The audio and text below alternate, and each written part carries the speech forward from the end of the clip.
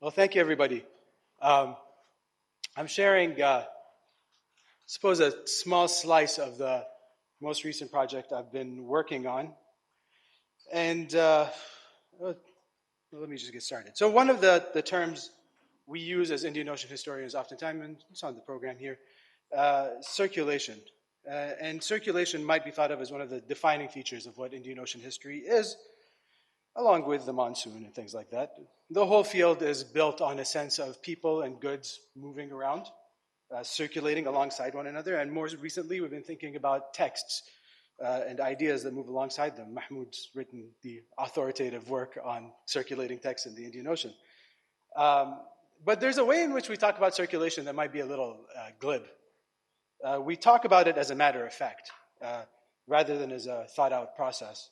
We invoke circulation to think about the open-ended movement of things, a kind of frictionless movement through equally fluid oceanic space. And of course, we've come a long way in terms of thinking about the movement of people in more textured ways. We appreciate that people's movements are enabled, interrupted, or otherwise transformed through different forms of regulation. But we don't often do the same with goods, unless those goods happen to be illicit, and then we think of all the different regulations that attach to illicit goods. The fact is, though, that goods don't just pick themselves up and move, right? They travel through a highly structured and regulated framework. People put a lot of thought into how things move and why things move. And the toolkit that they use to enable these sorts of circulations is a window into a world unto itself. In a book I published a few years ago, I raised this question, and I thought about it through an archive of legal and financial instruments. I used these deeds, called waraqas, from around the Indian Ocean, principally East Africa, to make claims about the changing matrices of rights and obligations that goods moved through. But as it turned out, and as I realized towards the end of the project, these contracts were only a very small part of a much broader world of circulating notes and papers. These days, I've been working on a book project that takes on a world of accounts, receipts, IOUs, and other ephemera, all related to the Indian Ocean date trade and the Dow trade, that's sort of part of that date trade. Part of this, actually, was an equally dense circuit of texts related to the pearl trade. And since we're in Qatar, where the economic mainstay was pearls, I thought, why not talk about pearls today instead of dates? Pearls are a small slice of the book project. The pearl and the date trade are actually interwoven with one another in a number of different ways, and I'd be happy to talk about that. But for the purposes of the talk today, let's just keep it focused on the pearl trade. And I would give you some sort of generic description of the pearl trade, but I'm assuming that everybody in this room knows the basic outlines of the pearl trade. There were pearls, there were divers, there were dhows, it was a thing. Right? So we don't have to start with a generic description of the pearl trade, but rather, let's start with this. The pearl merchant's chest, called the Bishara. And the Bishara will no doubt see one on our museum trip on Wednesday. It's in a sense, it's a mobile toolkit, one that merchants took with them on board their dhows as they sailed out to meet the dhows and the dhow crews and buy their catch. And inside the Bishara, we find a few different implements. This is a quote from Alan Villiers' Sons of Sinbad, in which he describes a pearl merchant boarding a dhow, and these are the implements he brings with him. And I want to focus our attention on the book in Hindustani on the grading and valuing of pearls, another book with the Sheikh's secret information of the prices ruling in the markets in Bombay and Bahrain. And this is going to be the focus of the talk today. I'll get into how all of these things are used together in a minute. But for now, I want to signpost that all of these fine things that you see over here pour into the production of one singular value, actually, which is what I'm principally concerned with right now. It's called the chow. I should have it up there. I'm not sure why I don't. The chow, C-H-A-U. It's a unit of value, but one that's calculated on the basis of weight. It's kind of like a carrot, right? It's an abstraction, and it's an abstraction that one arrives at through a particular method for sorting and then weighing pearls. The origins of the term are unclear. Portuguese refer to the chow, chego, Dutch sources refer to similar units in Sri Lanka. Robert Carter calls it an intercultural term. We might think of it as a circulating term. Because really, it's through the chow that we can understand the interlinking of markets in an Indian Ocean world and how circulation happens in an oceanic marketplace. As a concept, the chow allows us to see the move from the idiosyncrasies of nature to a more portable and commensurable form of the commodity. But also, through the chow, we might find an entry point into a vernacular infrastructure of capitalism, of circulation. And to think about the chow, let's dig more deeply into these books, these Hindustani books that Alan Villiers was talking about. Actually, most of them are not in Hindustani at all, they're in Arabic. They're manuals called Deftar, varyingly called Deftar Hisab al-Lulu, Kitab al-Lulu, Deftar Hisab al-Chow, and there are many of these that are floating around. There's often one in every museum. I guarantee you, when we go to the museum on Wednesday, you're going to see one of these. And when I was here over the summer, Robert Carter, who used to be at UCL over here, was kind enough to share 7 or 8 of them with me, and I had a couple on my own. Chaya, where's Chaya? There she is. Chaya shared the Gujarati one with me a little while ago. And there are many of these produced at different times and in different places. Most of the surviving ones seem to come from the first couple of decades of the 20th century. There were 1907, 1911. This one's from 1910s. There's one in 1924. The overwhelming majority are before the pearling crash in the late 20s and early 30s, so when the market was still good. And they're fashioned for all sorts of purposes. Some deal with Arab weights, some deal with Indian weight systems, some, like the one over here, is produced in a very sort of handy pocket-sized sort of size. Others are slightly larger. They're produced across linguistic barriers as well, most often in Arabic, some in Gujarati. They are circulating texts. One finds pearling manuals from all sorts of places, in all sorts of places. And we might think of them together as forming a genre of Indian Ocean capitalism, couched in the vernacular. And I'll say more about that in the end and why that matters. But first, let's actually read the damn thing, right? How do you read a chow manual anyway? This is what it looks like on the inside. You often have an introduction, a very brief introduction, stating the purpose of the manual, and then it just launches into a series of tables that go on for hundreds and hundreds and hundreds of pages. So the first part of the process actually doesn't begin with the manual itself. You start with the batch of pearls and you sort them. This is where the sieves that Alan Villiers was talking about come in. You take the pearls, you move them, you arrange the sieves into a cascade, and you move the pearls down this cascade. The pearls that are too large to move through the first sieve are set aside for individual measurement in chow. And the same goes for other smaller pearls that are particularly fine. They're very round, have a lot of luster to them, etc. So subjectivity is baked into the process itself. The merchant then weighs the pearls on a scale using a set of weights. These are important. I'll come back to the weights in a minute. And once the weight is determined, he places these within the book. He enters a sort of value or compares the value to what he has in the book. So in the picture that you have in front of you, for example, let's say you have 50 pearls, a batch of 50 pearls that weigh in at 19 3/4 of a rati. This is from that particular line up there. And two annas, and these are sort of subdivisions of weights, will give you a chow value of 4.5, and then these subdivisions of the chow value. So we might split it up. The right half of the book is quantity and weight of pearls, and the left half of the book gives you the actual sort of carat valuation, the chow valuation, what you end up with, right? So essentially what we're doing here is we're taking these very unique things, pearls with all of their idiosyncratic features, and flattening these differences into a particular abstraction, right, the chow. And as an abstraction, it allows the pearl to then move across different accounting regimes. The chow effectively allows for commensurability across regimes, which is an important part of how circulation and connection actually happen. And there are lots and lots of different chows. There are different chows which correspond to different weights, and the different weights correspond to different names. There's the the Basri chow, there's the Bombay chow, there's the Qatari chow, there's the Pune chow, there's the Surati chow, and all of these signal a history of shifts in where the central market for pearls might have been at different moments in history. And none of these are consistent. They're not consistent with one another. There's very, very little equivalence between the different chow systems, the different chow values. And actually, they're not even consistent internally within one system over time, right? The weights shift over time. So the Bombay weights in the early 20th century are not the same as the Bombay weights of the mid-19th century, right?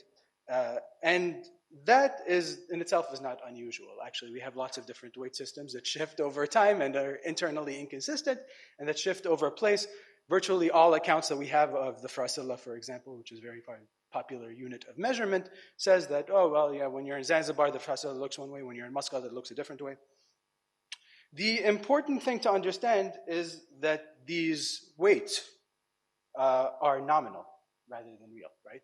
So pearls are weighed against a nominal rather than real weight. There's not much correspondence between the two. The weight is essentially a fiction, right? That the parties anchor the transaction in. It's just another standard that you sort of, you embed the transaction against. And this is where we have to think about the ways in which these values are actually mobilized and negotiated. I noted a minute ago that the point of the chow was to arrive at an abstraction. But the abstraction in and of itself is meaningless unless one is able to attach a value to it, right? And to understand how that's done, we have to read the Chow Manual not as an independent artifact, but to re-embed it actually in the fabric of texts that allowed it to live and breathe, the fabric of the sort of economic life in which it actually operated, right?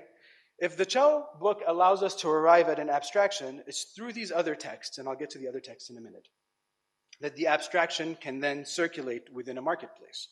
If the chow has a market value and there's an understood, I mean, virtually every account we have of the chow says that there is a market value attached to it, then the chow, allows the pearl to move from one place to another and remain legible as a quantity. It does the work of market translation, the chow, right? But that isn't exactly how it plays out. And that's where the sort of the rubber of abstraction meets the road of commerce, so to speak. The chow is supposed to have a market value, but truthfully, that doesn't make much of a difference. It doesn't make that much of a difference, I should say, what that market value is. The chow value isn't actually what's being paid for it, right? It's the starting point in a negotiation between the buyer and the seller. And the 19th century observers of the pearl trade got that much right. One official, in his sort of exploration of the pearl trade, said that one of the secrets of the pearl trade involves a merchant using different weights, different sets of weights to maximize profits, essentially trying to cheat his transaction partner. Another said that pearl dealing couldn't be reduced to an exact science, and that this was the starting point for all sorts of chicanery. And this notion that people are trying to cheat one another or to trick one another in various ways, people often invoke this. European observers of sort of bazaar practices will often say this to explain transactions that they don't actually understand. They say, oh, they're just trying to cheat one another. The problem is that these people, these observers, are actually assuming that the motive behind these negotiations is profit maximization, right? That the merchant is trying to cheat the captain out of a set of pearls to buy them as cheaply as possible. Profit maximization being the ultimate goal here. And while that might be right, it doesn't preclude a much denser relationship in which the negotiations and accounting are worked out within. So it's through these other genres of writing, these other moments in which we see the chow emerge, that we see the context in which the chow travels as a value, right? Here we have two letters from a collection belonging to the Al-As'usi family in Kuwait, in which the chow was mentioned. There are others from the As'usis and lots more from other families in which they bring up the chow. In the one on the left, one of the As'usi business associates in Bombay writes to let him know that his cargo arrived with a particular nakhoda and that it included one large pearl. Al-As'usi had written to his partner letting him know that the pearl weighed 5 chow. But the partner writes back and he says that we weighed it and it actually only comes to 3.5 chow, right? He mentions this and he moves on to other matters. Susi presumably writes back about this, but we don't have that particular letter. In another letter, we see a much smoother transaction. The associate mentions that he sold a pearl for them at 40 rupees per chow, and that they netted 456.5 rupees from the sale. And it's entered into the accounts, right here, with the usual phrase, we hope that you transfer upon us the amount, meaning added to the ongoing accounts between us. And this is a phrase that, I mean, virtually every letter, and I have some 15,000 of these letters, virtually every letter ends with an accounting of what was received, how much it was sold for, and then the phrase, please add it to our accounts. So these ongoing accounts that run between these merchants, right? And then the merchant moves on to discussing the value of other cargoes that are sent. In both of these, the chow is an abstract value that can then be entered into the accounts and circulated, right? But more importantly, in both, the chow is something that is mentioned as part of a much larger process of working out accounts. It's embedded in a much more multidimensional relationship. And in letters that contain in them different transactions and different sorts of information, social information, market information, greetings, things of that nature. It's something that's negotiated and which is worked out as part of a longer relationship. It's not an abstract value that is stable. There's friction, there's tension, and these things also have to be worked out. And part of the ways in which it's worked out, and part of the ways in which we arrive at the chow actually is by eliding labor, specifically slave labor in pearl production and commodification. I don't have the time to get into this right now. I'd be happy to talk about it in Q&A. I have a whole slide for you. But given the 15 minutes, we'll have to get back to it another time. And so yes. So this all might feel a little messy sometimes or a bit unwieldy, but more generally the point that I'm trying to make in thinking about the chow and thinking about these chow manuals specifically is this, right? It's by drawing on these technologies, letters, IOUs, telegrams, notes, receipts, bank transfers, and we have lots and lots and lots and lots of different marketplace ephemera, that people enable the circulations and forms of conversion. I know when I say conversion in an abstract, people probably think religious conversion. I'm talking about marketplace conversion here. It's a very different type of conversion. It's conversions, circulations, and ultimately the connections that make up the world of Indian Ocean commerce itself. That is to say, circulation doesn't just happen, right? Goods don't pick themselves up and move by themselves. Connections are not forged on their own. All of this rests on a documentary infrastructure that enables it all. Textual infrastructures that enable the circulation of goods and capital and their conversion from one form to another on multiple scales and around the ocean's shores. And as the chow highlights, there's a whole set of ontologies and intellectual histories animating this marketplace and these processes. They're not somehow divorced from the broader fabric of global capitalism. They actually form an integral part of its essence. Capitalism is not some abstract idea. We might think of these materials as showing us how capitalism, global capitalism, is a global co-creation that's predicated on these very vernaculars, right? And expressed in these genres of writing in various ways. And thinking through these vernaculars allows us to ground these histories of circulation and of capitalism more generally in historically specific forms. They allow us to understand the ways in which actors actively thought about and shaped their participation in a regional marketplace. And more importantly, thinking through these vernaculars probably gets us at the heart of what it is to write an Indian Ocean history. And I know we haven't all agreed on what it means to write Indian Ocean history. I'm not telling you that this is all it means to write an Indian Ocean history, but I think this is an important part of what it means to write one, right? Beyond the circulation, right? Beyond the interest, I'm done. Beyond the interest in trans-regional histories. I'm trying to end with a flourish, that's all. Beyond the interest in trans-regional histories, beyond the interest in sort of connection and mobility, right? Writing an Indian Ocean history allows us to explore sites of alternative universalisms, and I'm borrowing this term from Isabel Hofmeyr, I think, and South-South connection. But also, and ultimately, the alternative geographies, ontologies, and histories of something like global capitalism. And I'll end there. It's thinking about these everyday forms of paper, thinking about the concepts that these everyday forms of paper invoke and mobilize, right? But then thinking about these pieces of paper themselves and the circulations and movements and conversions that these papers as technologies, right, these forms of writing as technologies enable, is actually at the very heart of what it means to write a transregional history of commerce. Thank you all. It's a great pleasure to be here today. The social worlds and regional affinities of the Indian Ocean Basin have been amorphous, ever-changing, and influenced by broader global currents. And this mutability raises important questions about the spatial boundaries and, about the spatial boundaries and perceptions of the Indian Ocean as a region. And these are the questions I'd like to address today. How have the effective boundaries of the region changed over time? And how have perceptions of Indian Ocean space changed in consequence of shifting interactions both along and beyond its shores?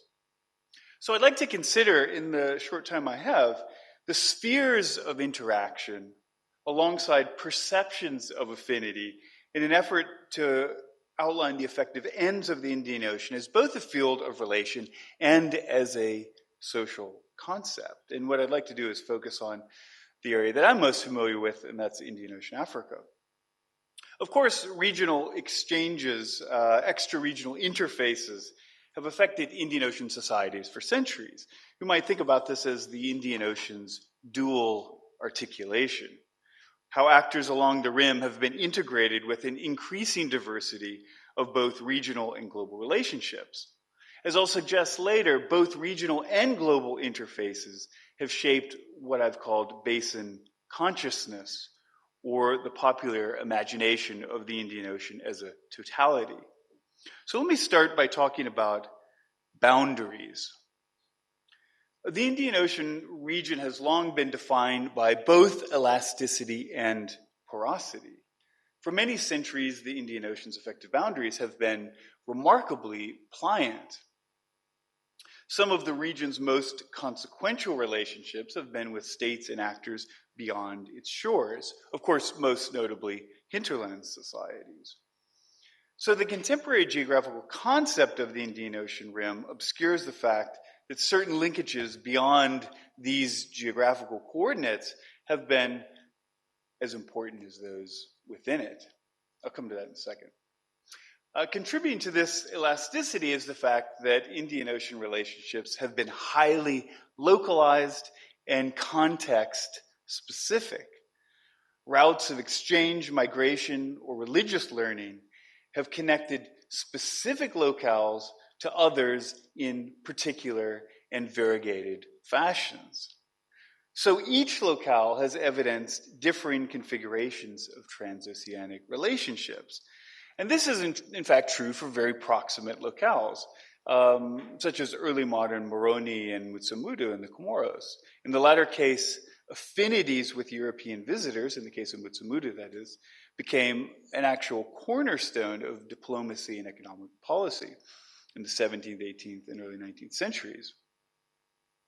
Moreover, many of the cohesive forces of Indian Ocean engagement, commerce, belief systems, empire, have had quite significant etic dimensions.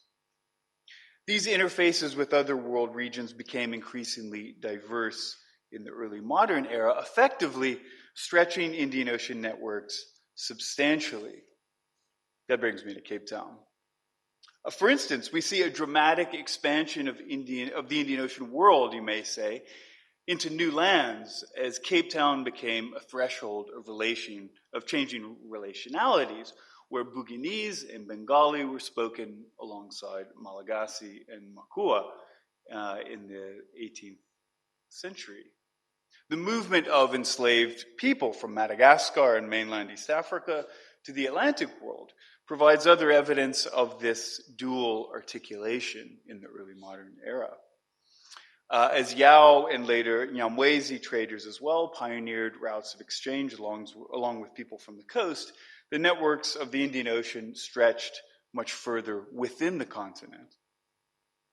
Likewise, mid-19th century American manufacturers, sorry, this is out of place, let me just go here.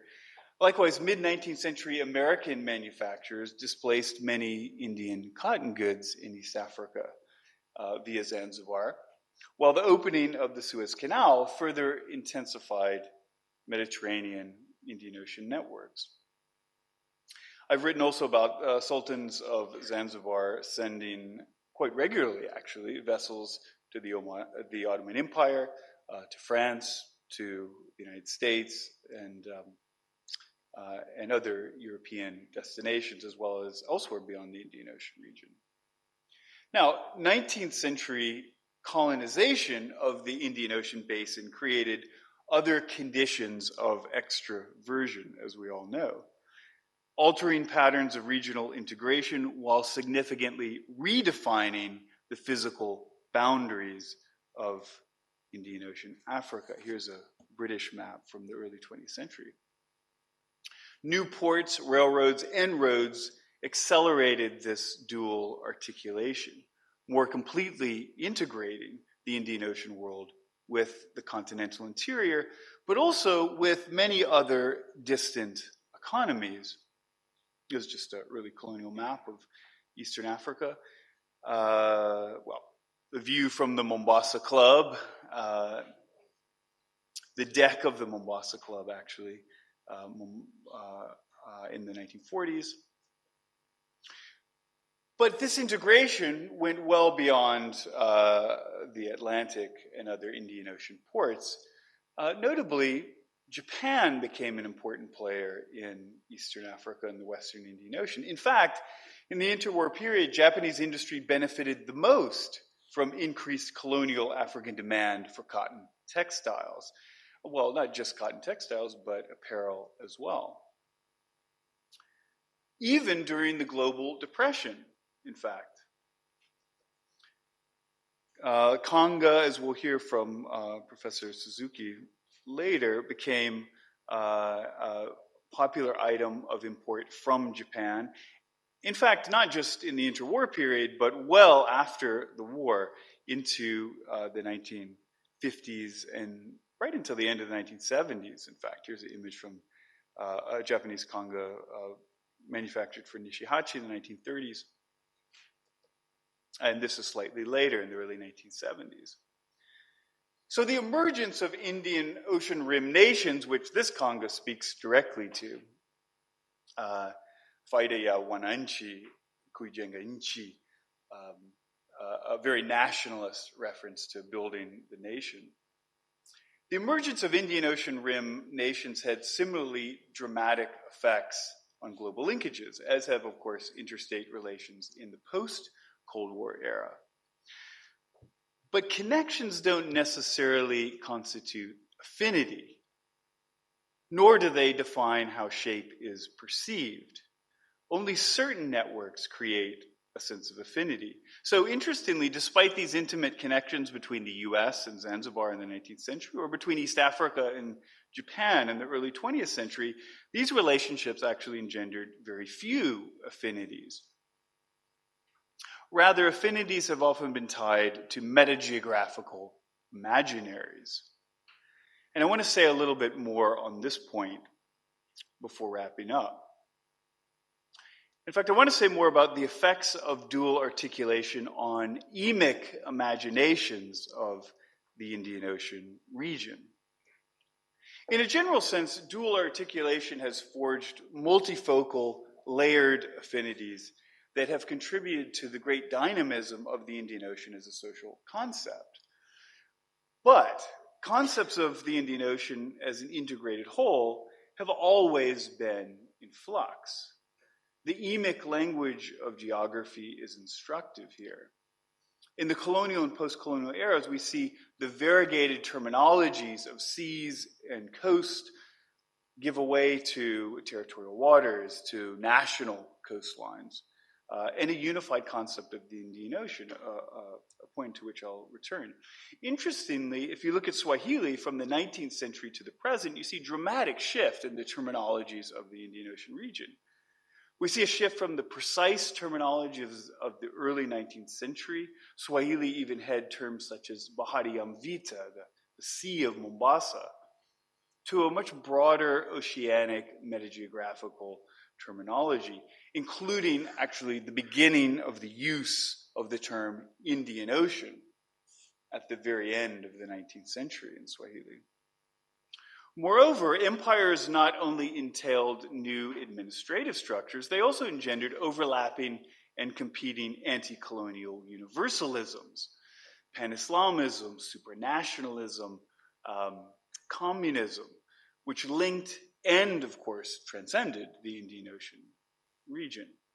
By the 40s and 50s, we see emergent collective perceptions that contrasted Indian Ocean rim societies with adjacent regions, engendering new forms of continental political identity, as we see from this Kanu political tract in 1963. So it's in that context that Basin consciousness saw a dramatic resurgence at the end of the colonial period in places like coastal Kenya, in Zanzibar, where we see separatist discourses, emerging that celebrated Indian Ocean cosmopolitanism. This is from Mombasa, from the protectorate. It was then called the Protectorate of Kenya, or Mwambao, a separatist flyer from 1961. Discourses that celebrated Indian Ocean cosmopolitanism, but in some cases also celebrated a kind of Arab elitism.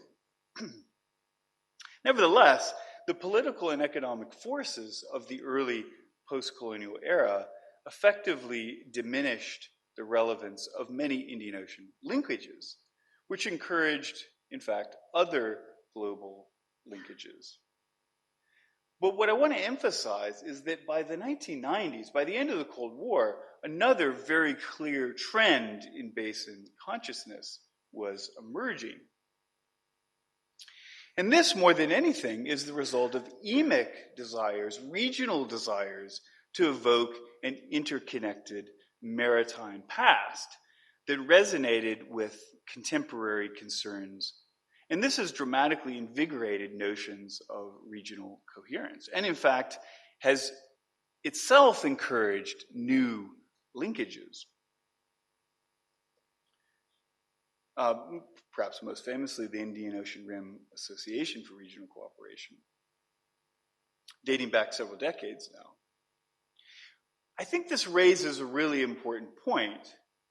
Contemporary basin consciousness has operated at multiple registers.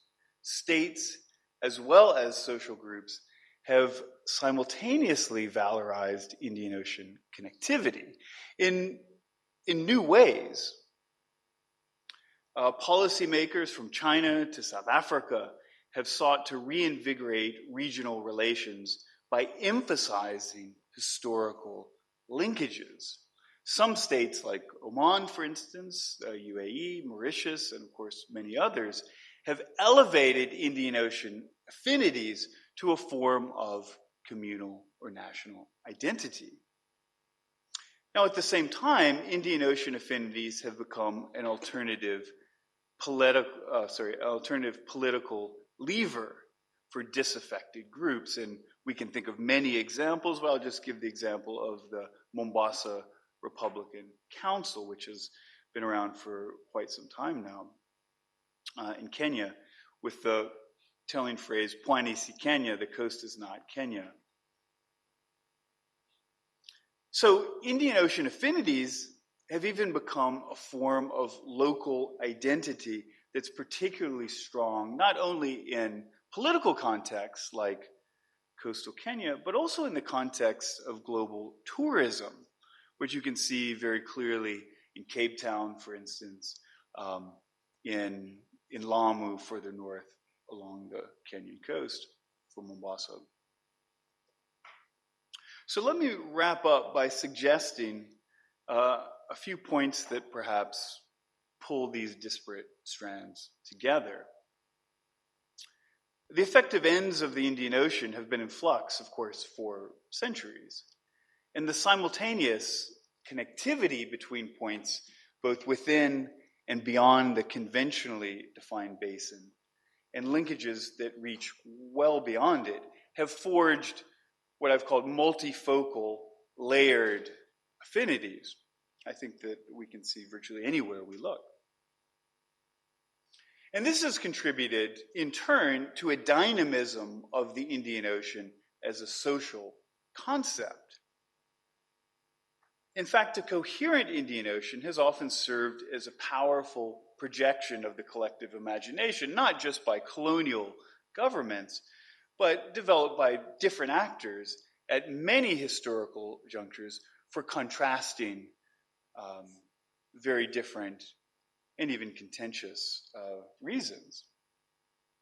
Tellingly, I think basin consciousness has actually expanded significantly in the recent past, even as maritime connectivity has diminished, or at least historic forms of maritime connectivity have diminished, and extra-regional interfaces have greatly intensified.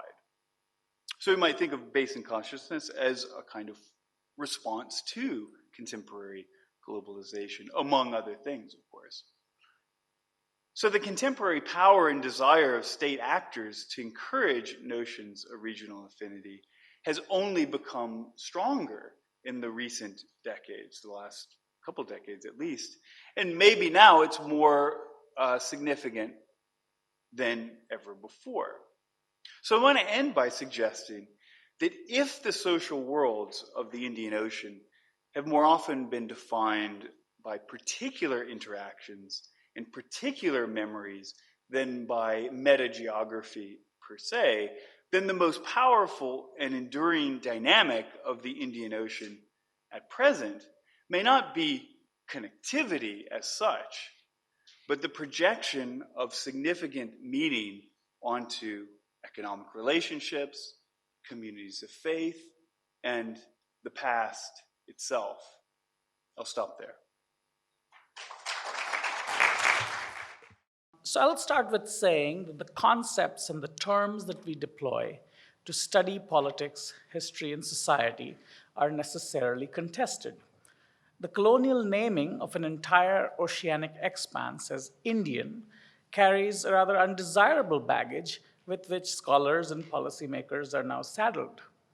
Equally, the new thalassology, as Horden and Purcell put it, that has emerged in our times, reifies, often in fairly celebratory tones, oceans as unbounded spaces of exchange and encounter.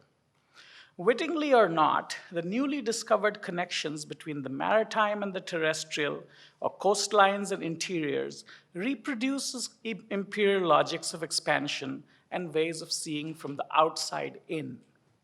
We argue that a properly decolonial view of littoral societies and their landlocked counterparts ought to trace the legacies of what Thomas Hanson calls distributed or graded sovereignties in the aftermath of empire. The implications for what becomes centers and margins, as they're constituted within post-colonial nation states, can then inform our scholarly endeavors. From the Red Sea to the South China Sea today, post-colonial state-making has come at the expense of what we will call interstitial groups that lie between and betwixt new nation states that are called India or Pakistan or Myanmar or Bangladesh and so on. This paper sketches two histories of marginalization among such interstitial groups, the Rohingyas and the Kashmiris. The former straddle an uncertain terrain between Bangladesh and Myanmar, whereas the latter are caught in a crossfire between territorial claims to sovereignty by India and Pakistan. Let's start with the Rohingyas. Now, Rohingya is the term given to Bengali-speaking Muslims on the Arakan coast in northern Myanmar. This rugged coastline along the eastern edge of the Bay of Bengal has been connected to the rich Islamic trading worlds of the Indian Ocean for well over a millennium. At the same time, it's been home to Bengali, Ahomio, and Burmese speakers who inhabit a mosaic society in which mosques, pagodas, temples, and the veneration of ancestor and nature spirits coexist cheek by jowl. At various times, the Turkic sultans of Bengal and the Burmese kings claimed sovereignty over this prosperous and diverse coastal region in the centuries prior to the British annexation of Burma. The Rakhine kings issued coins with the Buddha and the Kalma inscribed in them.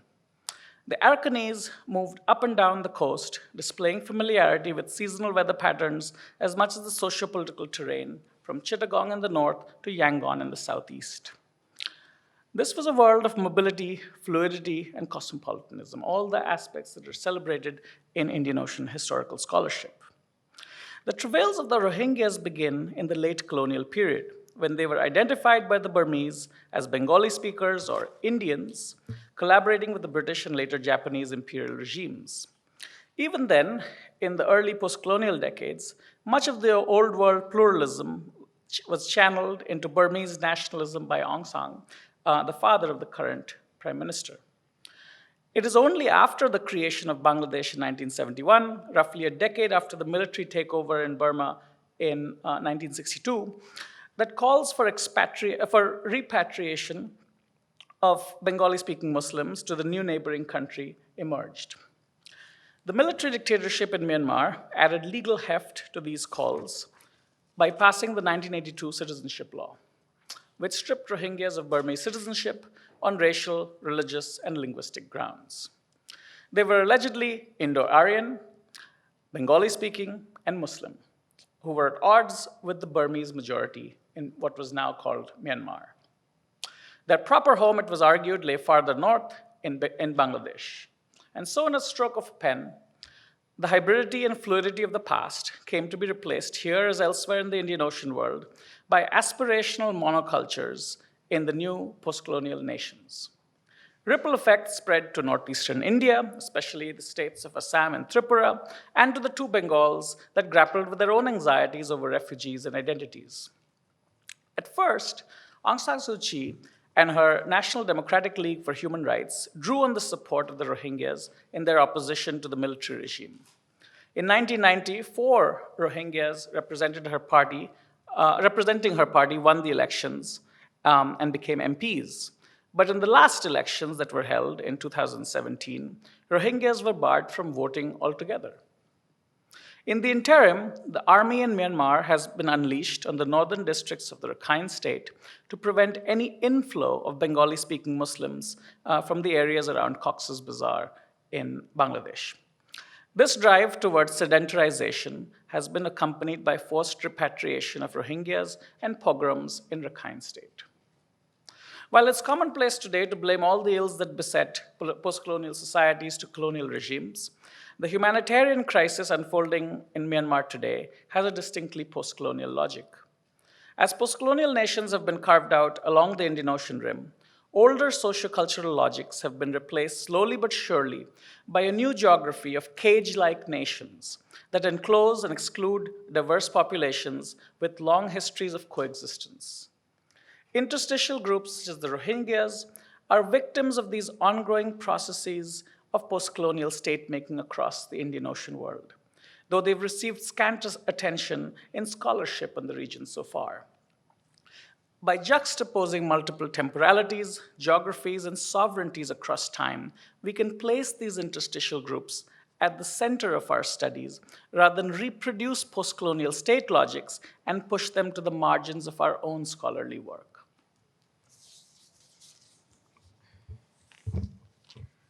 I will explain the second case study, which is about Kashmir. Kashmiris in India, much like Rohingyas in Myanmar, pose a serious challenge to post-colonial state building. Even as Kashmiri shawls and stoles make their way along with diasporic communities to the Persian Gulf, Kashmir is typically located by scholars outside the circulations that define Indian Ocean worlds. As the Indian Ocean changed from a British lake in Edward Oppo's terms to a post-colonial canvas of graded sovereignties across Asia and Africa, the Vale of Kashmir became, as Ananya Kabir puts it, a territory of desire in the margins of the post-colonial Indian state. The ethnically diverse Himalayan region of Kashmir was hotly contested even before India and Pakistan won their independence from Britain. The princely state, however, soon became embroiled in a fresh set of disputes after the partition of British India in 1947.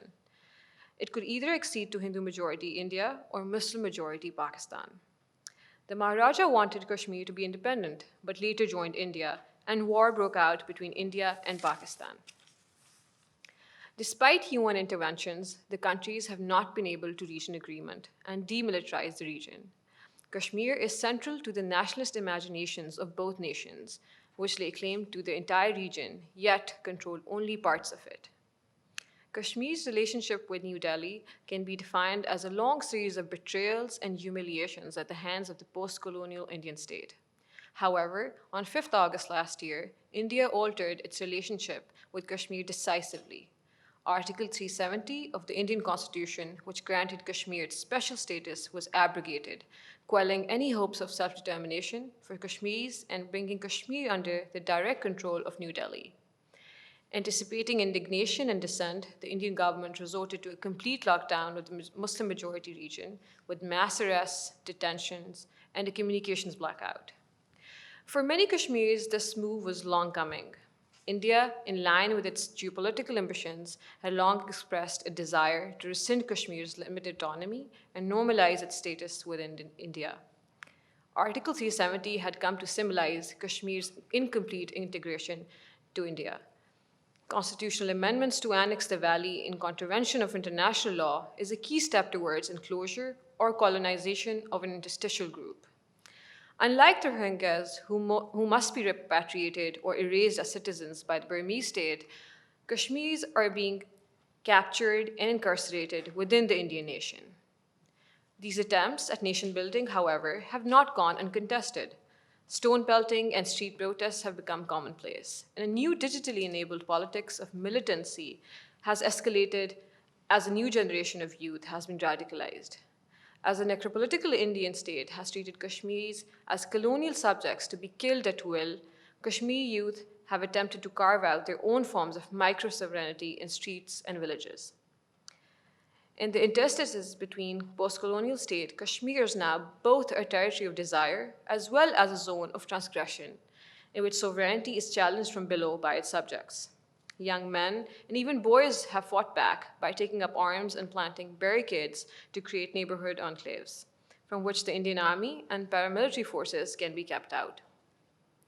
These defensive enclaves, alongside street protests and militant activism, are the means by which an interstitial group of 8 million now resists incorporation into the post-colonial Indian nation. At first glance, neither Rohingyas nor Kashmiris have much to do with the Indian Ocean, though they did, in fact, participate in the myriad exchanges celebrated in Indian Ocean studies. But these interstitial groups are trapped in post-colonial state-building projects that seek their colonization or erasure in ways that draw on, yet exceed the modalities of colonial counterinsurgency. In response, Kashmiris and Rohingyas have taken up arms alongside peaceful protests to demand self-determination, albeit without much support in international law and institutions. In comparing and contrasting the fortunes of these marginalized interstitial groups as blind spots of law and sovereignty in the Indian Ocean, we aim to decenter the new thalassology in a critical decolonial vein. We suggest that such extreme cases of extreme marginalization and statelessness ought to push us to rethink the study of the Indian Ocean as a melancholic history of the present. Thank you.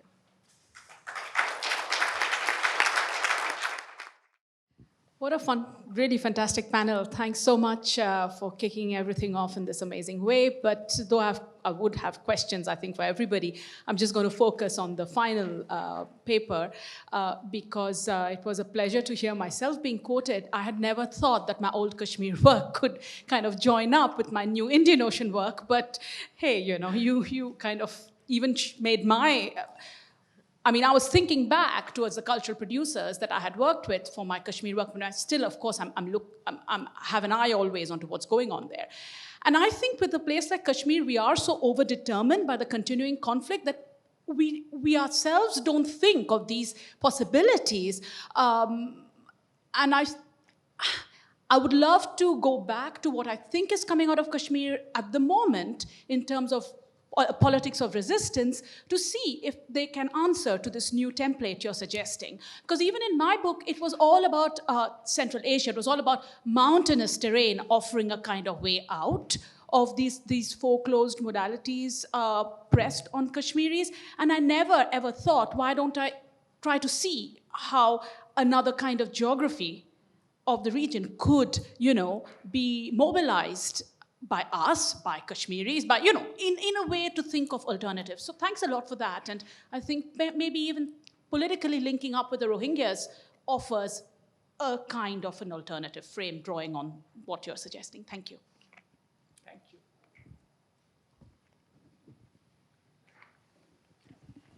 Bindu? Yeah, I think it's fine. It's better actually with the acoustics. Okay. Yeah, thanks. I'm also focusing on the last paper. I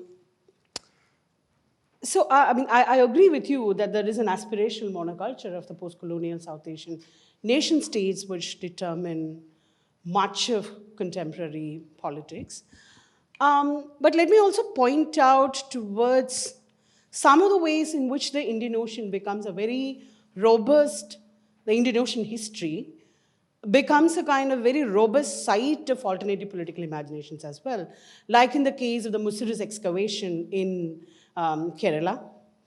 Right when the Kerala floods happened, a huge amount of public discussions were centered around the Indian nation state as kind of a taxing center, and not a benevolent state in terms of granting rescue grant and so on and so forth. Or if you look at histories of port cities like Calicut, Cochin, etc., which emerges as a kind of stakes on an Indian Ocean past, not in terms of excavating a kind of cosmopolitan, pluralistic kind of past, but as something which is alive in the everyday life of and social relations in Kerala currently. So or in terms of the Latin Catholic community describing themselves as oceanic people, for example. So there's a very subtle way in which the ocean and the coast kind of reflects back to this whole question of monoculture, and it doesn't exist as just just two ends of a historical imagination. Yeah, I mean, I completely agree. And to go back to Ananya's point, I think it's more a question of the scholarly or intellectual imagination in terms of how we think about alternatives to these national imaginaries through these oceanic spaces. And I think our point was to think about cases that are not typically thought as Indian Ocean communities, which is quite different from, say, Malayalis in the Gulf or the Chinese in Singapore, which we understand that they are clearly transnational communities, and the issues of citizenship and so on, which have been discussed in relation to them. I think they point to certain kind of post-national futures and transnational futures. But what I would say is that those could be conjoined to these other community histories or interstitial spaces that we're talking about, and groups who are definitely not always on the coast. So it is to kind of broaden our sense of space and what constitutes Indian Ocean scholarship, really. Yeah, Michael.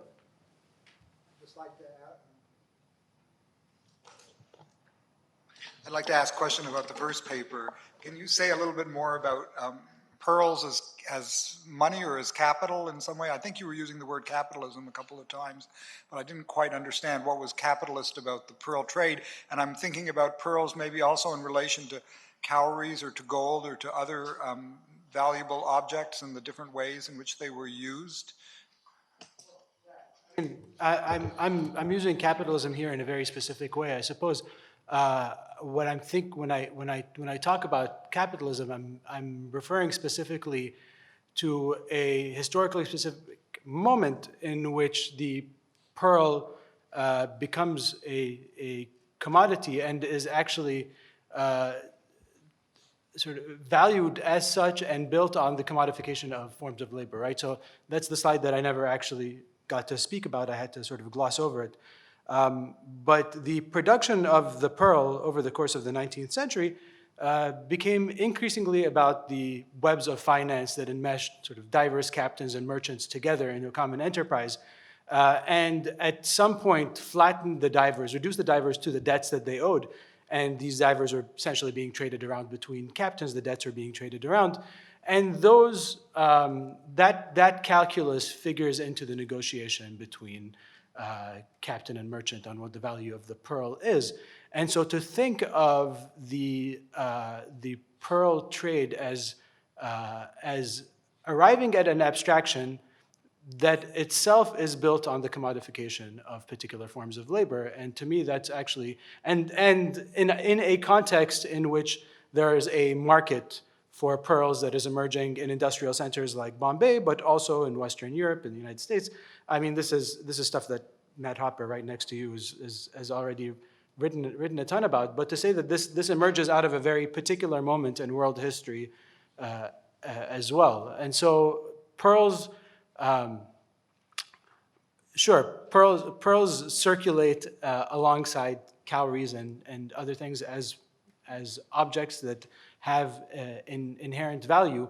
But in this 19th and early 20th century moment, actually the pearl stands in for a much sort of larger web of sort of finance and capital. And when I'm referring to capital, I'm actually talking about money that's being pumped in from banks that's making its way into these different port cities through various capitalists, through various moneylenders that are operating on these different shores, that these manuals are essentially sort of generated out of. You know, pearl acted as the backup finance for him. So other than commodity, of course, there were many other connotations also. But my question to Fahad is regarding how do you see rati, chow? Because you said chow, and in Gujarati it is chow, and dokra. So these are also mentioned in the customs, local customs and digest of Kutch. And Kutchis have popularly used it. So my question is it etymologically Arabic or Kutchi? Well, I mean, I don't think that the problem in trying to figure out the sort of the etymological origins of these terms is that you end up in all sorts of different places, and we have no idea where it could have possibly emerged from. Sure, there's you know, chow in Kutchi. There's, you know, chow has no actual meaning in Arabic, so I cannot make it the claim. No, the measurement also difference, because 100 dokra would make a chow. And then, yeah, so the 50, so I was just wondering how do you, because rati is the principal measure. So interpretation also will differ, right? Right, yes. So. Yeah, no, I mean, I don't have a good answer for that. It could very well be.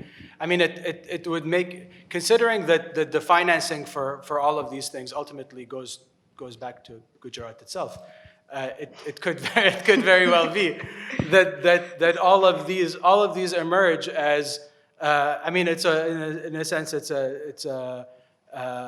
these are ways in which Gujarati terms are vernacularized throughout the Gulf, and though we might think of them as ours, I think virtually everybody recognizes that these are, let's say, Hindustani terms.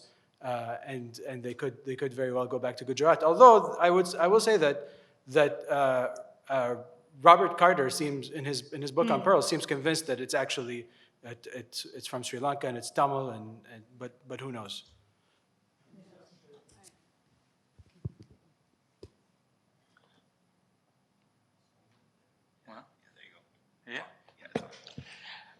Yes, I want to talk about the concept of the Indian Ocean. I think we may be thinking that there should be one concept that is applicable at all times to all peoples. And I think that conception does come up at certain stages. But the people of the coast had that conception all the time. And that shows up, for example, in various things that they do, the language that they speak, that there would be a variety of languages mixed up, the kind of stories. When I was young, a small child, I used to hear stories of Abu Nuwas and Alf Layla o Layla. And that happened all the time, at that time when I was young. And at that time, Zanzibar or the coast was not dominant. But for us at the coast, that concept of the Indian Ocean, that there is something beyond there, was always there. If you look at the songs in Kiswahili, written by people in Lamu and so on, they're talking about Kutch and Gujarat as if it is next door. So that conception remains. The question is, at what time and whether the coast is being dominated, like Kenya was, including the coast, and the coastal people felt that they're being dominated, that they have been absorbed.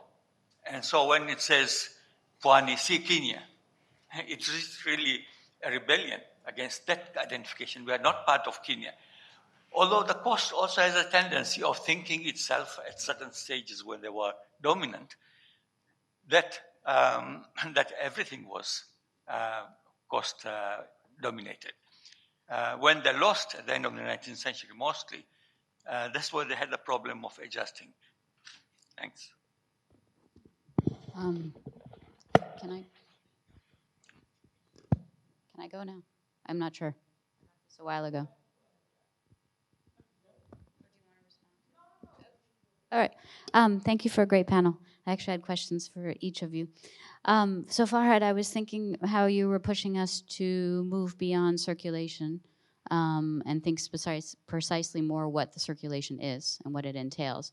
And you kind of threw in the word conversion, both on the title and then you threw it in briefly in the paper. And I thought you could do more analytic work to push conversion as part of the paths of circulation. So what's getting converted into what, which I think Michael's question about what the pearls were doing and when they became capital is tied into the idea of conversion. And for me, the idea of conversion is a religious term. So to think about conversion itself as a term to think through more carefully. So that's my question there. And then Jeremy, I really like the idea of thinking beyond connection to affinity and what that word affinity does versus connection. And I wanted you to say more maybe on the idea of basin cultures or what that means. And basin itself is a geological term to maybe push more what that idea of the basin versus the coast, to go back to Professor Sharif's question around the coast, and what the basin does in that perspective of the Indian Ocean versus the coast.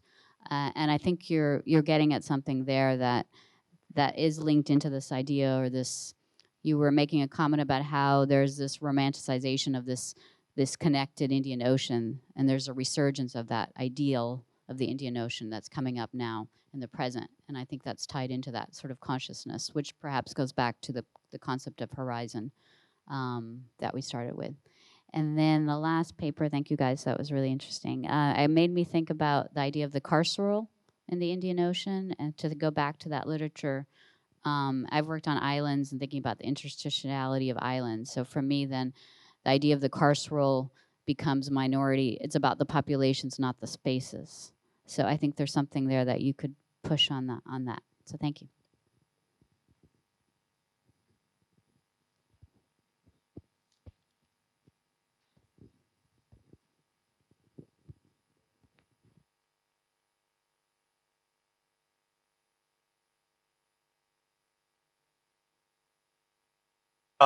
My question is for Fahad.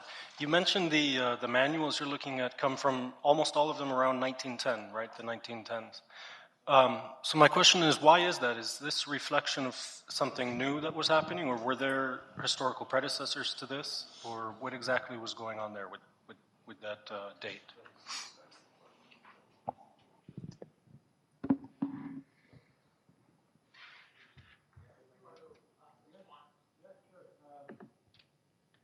No, first let me, if I can respond to Pamela's point. Yeah, no, conversion is absolutely a part of this, and part of the broader project is to think about the genres through which conversion conversion take place, right? And actually, account ledgers are the principal sites on which we see a form get converted from one to the other. So here we talk about a particular object, the pearl, that then becomes transformed into this abstraction, the chow, which then can allow that pearl to actually be converted in accounts to virtually anything else, right?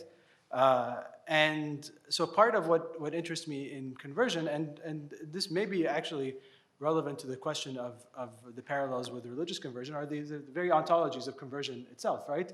When is something an object, and how do we make it, and how do we reclothe it actually as a different object? When does, and for the purposes of commerce, when does one thing become commensurate with another? And how do we achieve that commensuration, right? And it's through, rather than talk about it in the abstract, and I hesitate, although I invoke the term capitalism all the time, I really dislike it in many ways, in that it doesn't allow us to talk about the historically specific forms in which that it takes. Rather it just becomes a sort of catch-all term.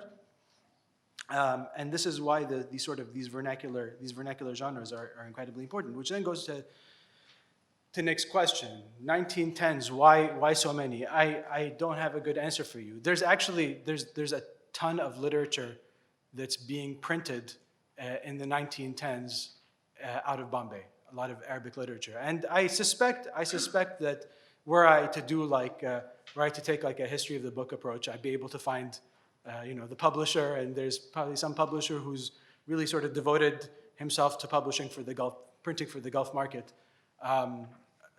But it could also be just chance. We actually, in the Gulf, we don't have very much material that has survived from prior to the 20th century. There is, of course, all sorts of sort of legal material. There are all sorts of there's a sort of political communication, but mercantile material from prior to the 19th or from during the 19th century, it's kind of spotty stuff on the whole. Although maybe James has a different take on this. I don't know. Yeah, so as you'll see in the exhibition, which I'll give you a tour of tomorrow, we have a section on publishing in India.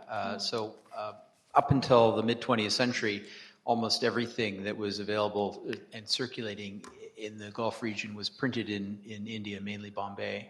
So what you need to do is look at the history of printing in Bombay, and that will give you the answer. What I can tell you from the evidence that we have in the exhibition is you're looking at 1870s on is when you're beginning to see things in print. And prior to that, things that are circulating in the Gulf are often handwritten. So I don't know if there's a history of printing in Bombay, but that would probably give us some sort of an answer on that one. Thanks for your suggestion. We could definitely look at this alongside the kind of, looking at the kind of connection, say, between Kashmir and the Gulf, which is not just diasporic, but the woolen thobes, for example, are basically Kashmiri shawls kind of repurposed. Mahmoud, you had a question.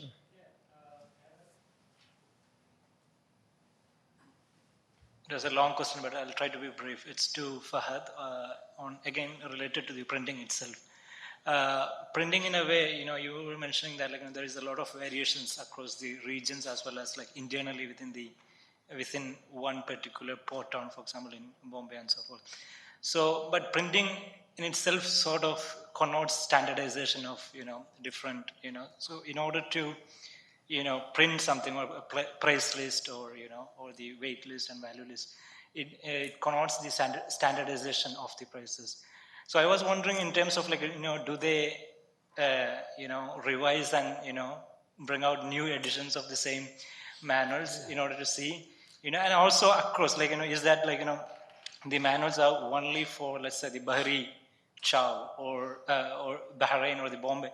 So only these ones, the dominant places or the major port towns getting more importance compared to any. So do you see that sort of variations in the manuals, regional as well as chronological variations? Yeah, no, I've not seen a manual that internally distinguishes between different regional variations. But we do see lots of manuals, and I mean, look, truthfully, I've only read maybe a dozen of these, so there could be many more out there, and I could be totally off the mark on this. But there is certainly a fair amount of variation that one sees in even, say, sort of Bahraini chow manuals from sort of early 20th century to sort of mid 20th century in terms of the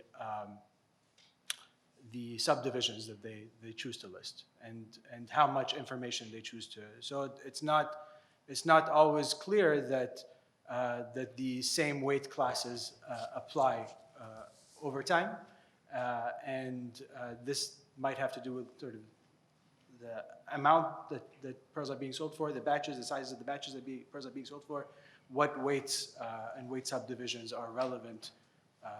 And so you do see some variations. Most of the variations, though, come in, I mean, most of them look more or less the same. You can group them together into sort of basic family resemblances. The real variations come in the introductions, in which people say they print these things for all sorts of different reasons. And the reasons are invariably not particularly like compelling reasons. It's like, oh, you know, it's often I did this because people asked me. So, well, that's helpful. You know, everybody seems to be asking everybody to be printing these. The one that I like in particular is by this one ship captain, Isa al-Gitami, who writes one. He produces a pocket-sized one. And he says specifically, I produced this, and he calls it al-khalis min kulli aib li wad' al-jayb. And he says, essentially, he says, and he writes this poetry at the very beginning, and he says, and people told me to produce one, so I produced a pocket-sized one. You could place it in your pocket, and it won't tear your pocket. so it's really just about the portability of the thing. And this is the only time I could get a sense of the sort of very functional purposes of these. You want one that you can actually stuff in your pocket, that won't tear your pocket, that you could, you know, presumably climb on board a ship with, and it won't tear your pocket. And he keeps saying, and it won't tear your pocket over and over again. It's like the slogan for the chow manual, and it won't tear your pocket. Okay. Yeah. All right. Thank you very much for a great panel. The panels the presentations that came prior to this were really helpful in helping me to think about how I wanted to introduce in my paper and how I wanted to kind of contextualize it in the conference, because there were so many invocations of the idea of the imaginary. And this is used often when we think about the Indian Ocean, either from a historical perspective or from a literary perspective. And we already have seen examples of the sort of national imaginary, the political imaginary, or the historical imaginary. And one of the things that I'm really curious about, or that I've really been thinking about, is what is the contribution of the literary imaginary? And it seems to me so often that we have texts that were written in the historical period of, you know, pre-19th century or 19th and 20th century Indian Ocean circulation. Often they are poems, and but not always. And then we have a kind of latter day or contemporary imaginary of the Indian Ocean that was. So we have famously Abdul Razak Gurna's novels specifically about the eastern coast of Africa. And so what the point of my paper today is to think about this question of the literary imaginary and the contributions that it might have for thinking about the Indian Ocean more broadly. And not simply a political or religious imaginary, but perhaps an ethical imaginary. I'm still kind of playing with what this is, and I think that probably our panel today will help me think about this further. And this wasn't announced in my abstract, but I'm really thinking about this question via the ruin. And I'm interested in the ruin precisely because it provides a material example.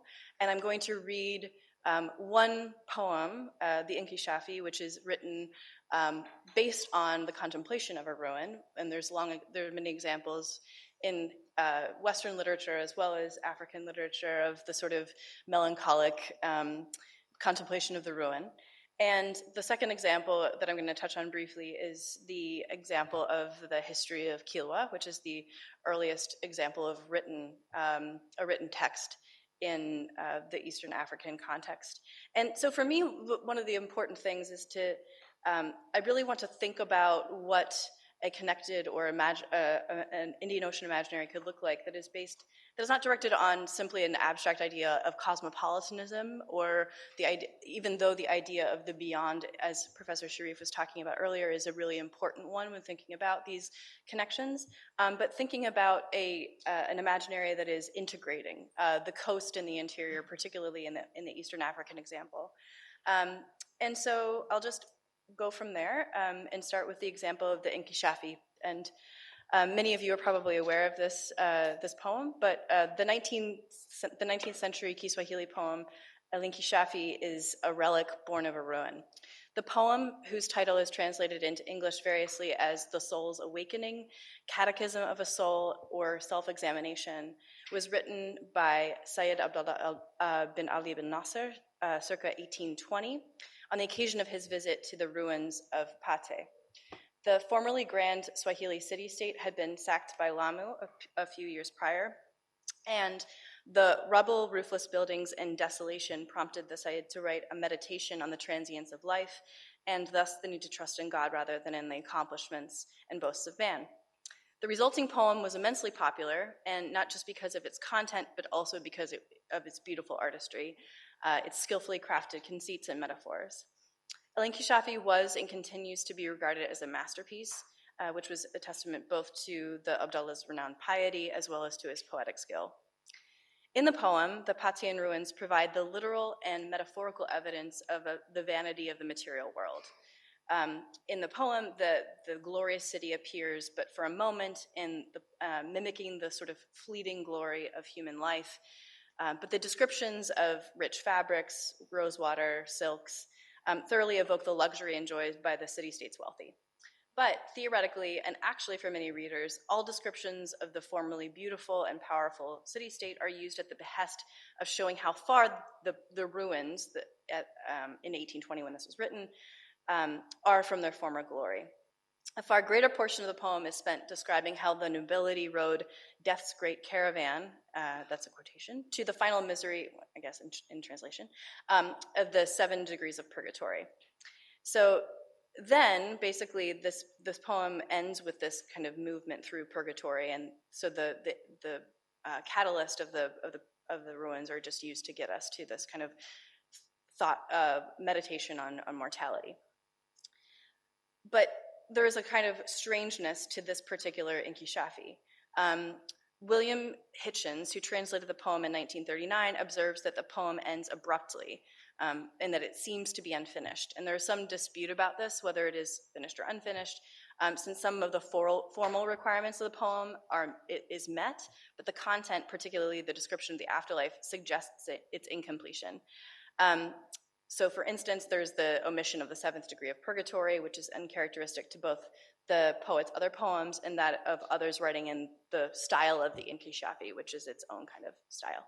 And it speculated that the Abdullah himself died before he could finish the poem, which in effect creates an opening in the closed form of this poem and of its message, which is to say the carefully fashioned terminus has been left with a gap. And I'm interested in this gap in particular, which allows a kind of bending in my reading of how the form and the content could be seen as kind of in flux. And so, for instance, Alamin Mazrui has argued that this particular kind of poem defies any separation between form and content, which is to say, if you write an Inkishafi, then you are necessarily writing a religious, homiletic, pious poem. But as I said, I'm really interested in this kind of like aberration in the form and thinking about that. So whether this formal opening is accidental or intentional, its deviation from the typical progression of the Inkishafi form draws attention to the possibilities of reading this particular poem as both about a ruin and as a kind of textual ruin. The literary scholar Francesco Orlando posits in his book, The Obsolete Objects in the Literary Imagination, that non-functional objects like ruins, contain, and I'm quoting here, an inward ambivalence, that they are non-functional in the sense that they cannot themselves be commoditized, though, of course, with tours and so forth, they can be in some kind of way, but the physical space of it isn't itself commoditizable. But they are functional either as mementos, memorials, or monuments, in the loss of their intended function. So there's this kind of strange dynamic inherent in the idea of or the actual space of the ruins. And Orlando further argues that literature itself is able to say both of these contradictory things at once. So there's an interplay of function and non-function that is compounded, I want to argue, within the Inkishafi, in the representation of this kind of strange push and pull with its representation of the ruin. So there's a further dynamic that there's a loss of intended function in the poem itself, which is to say, there's this beautiful ruin that was reanimated with the poem alongside the irony that the writer and his beautiful representations of Pate is supposed to be pushing us away from. So the poem is supposed to be making us think about death, but it was written so beautifully that we can't help but think about the beauty of the pre-ruin and the sort of indulgent, wealthy space. So anyhow, moving from there, what I want to say about this specific dynamic of animation and destruction is to point to the way that this is animated within the imagination of the reader over and over again, right? That there's this both construction and destruction of the ruin through the work of the poem. And I'm interested in thinking about how this tension between the intention of the author and the reader's pleasure in reading, experiencing, or imagining the content might also describe the ways that scholars read, view, and use the Inkishafi and other ruins of the Swahili Golden Age, including the physical ruins of city-states like Pate or Kilwa. So this relation between the textual object and the past brings me to a broader question about Swahili poetry that predates the 20th century. The poetry does, not my question. And the rise of something ambiguously called modern African literature or Indian Ocean literature. Particularly when we read the literatures of the coast, Swahili language literatures, and the written documents in particular, what are we reading for? And I'm asking this to myself as much to anyone else. And how does our approach to documents of various genres and their theories of history and meaning depend on what we think that the documents are asking us to exhume, revive, or demonstrate? And is it possible to read them as ruins in the most capacious sense of the term that I'm kind of working out here and continue to work out as I'm thinking about this question continually, as objects that are not passageways to facts or totality, but to a fragmentary, and I would argue a more ethical way of knowing? It seems to me that these questions are further compounded in the case of Swahili writing because of the relative plethora of written documents in Swahili and Arabic alike, and also in prose and poetry, that have been marked for historical readings regardless of their genre. And so essentially what I'm saying is I've noticed that there are many studies on, for instance, Swahili Utendi as a kind of historical accounting and not necessarily one that is inextricable from it, or in some ways that are sometimes extricated from their literary sensibilities, which is useful and interesting, but I'm kind of pointing to this particular confluence of using literary objects or literary writings as in terms of their historical content, and wondering how we might think about that aligned with the ethical imaginary that they are or are not proposing. And the second question that I have too is, or maybe a secondary observation, is that in the Swahili case, in Indian Ocean studies specifically, and in African literary studies more broadly, the question of how to integrate coastal cultures that seem clearly aligned with a more cosmopolitan Indian Ocean world, but are misaligned with the rest of interior Africa, has caused what Isabel Hoffmeyer has named a fault line in Indian Ocean studies. And this sense of difference or exceptionalism is baked into the culture in some ways, as we've already as was already remarked earlier today. and this is a foundational difference or a sense of exceptionalism that is also that is also in some of the accounts of the formation or the founding of Swahili culture. And this isn't to say that the Swahili themselves are thinking about are doing something different, because many cultures think about themselves as being exceptional in some way. That's indeed what makes a culture. But to demonstrate what I mean, I want to turn briefly to the history of Kilwa. And so the oldest written document that we have in the East African context is the Arabic language history of Kilwa, which was written in 1520, or that's when the document itself is dated.